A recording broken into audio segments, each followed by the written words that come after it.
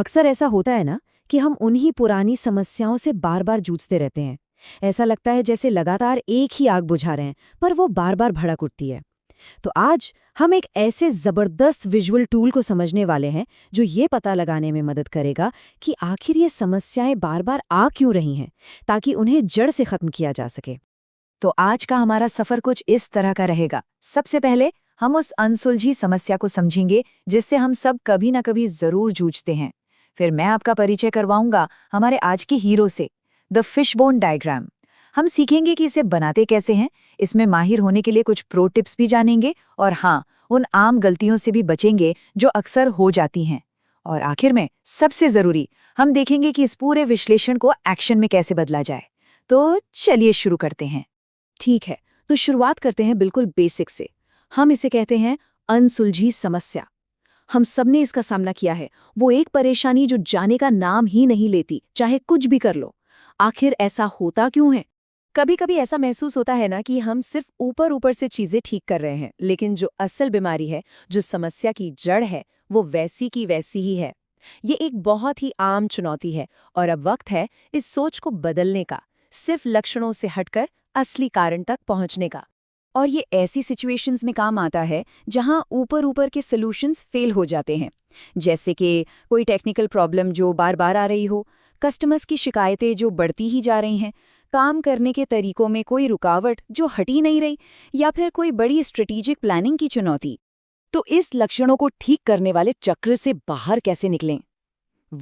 यहीं पर हमारा टूल, हमारा हीरो काम आता है।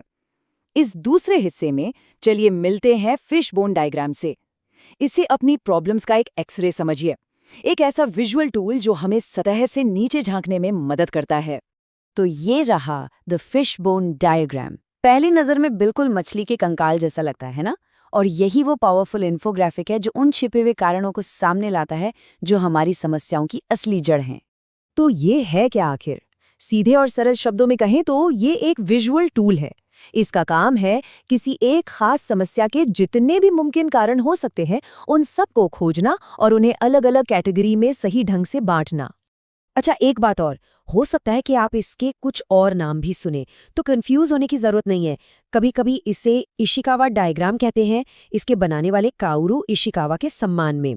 तो कभी आप इसे कॉज एंड इफेक्ट डायग्राम सुनेंगे, जो कि साफ साफ बताता है कि ये करता क्या है।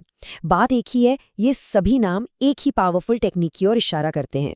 इसकी कहानी भी काफी दिलचस्प है। ये शुरू हुई 1960 के दशक में जापान से।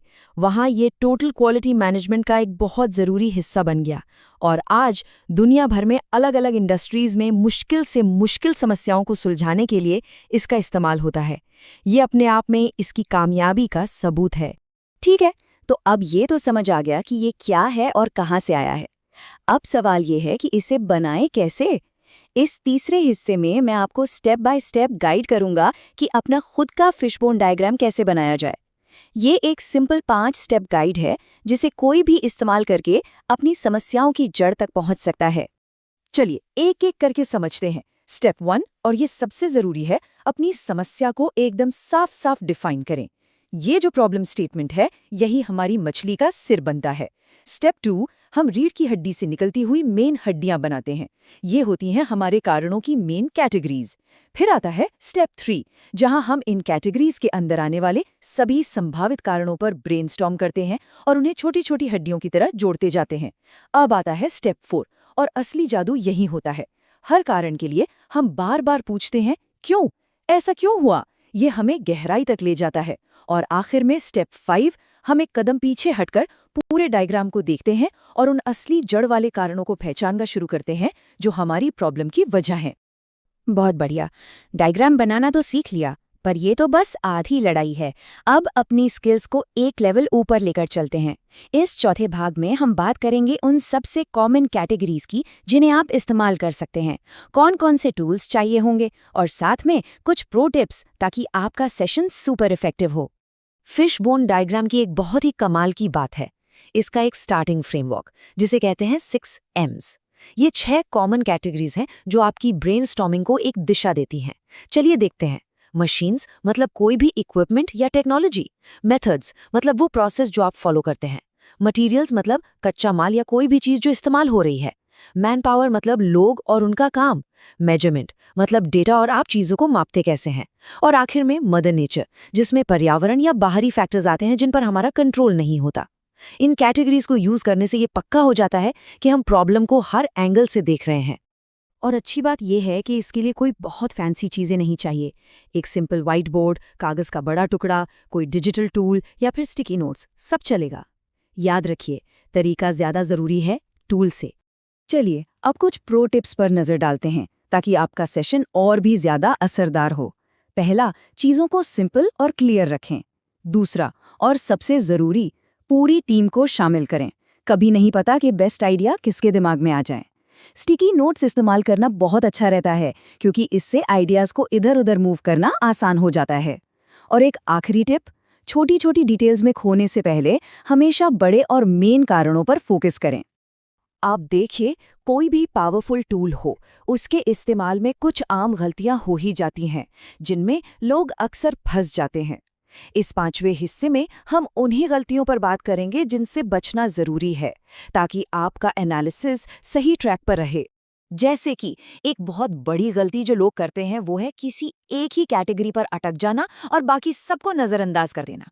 सही तरीका ये है कि आप हर कैटेगरी के बारे में सोचें ताकि आपको पूरी और सही तस्वीर मिल सके। और भी कुछ बातें हैं जिनका ध्यान रखना जरूरी है। बहुत जल्दी किसी नतीजे पर पहुंचने से बचें।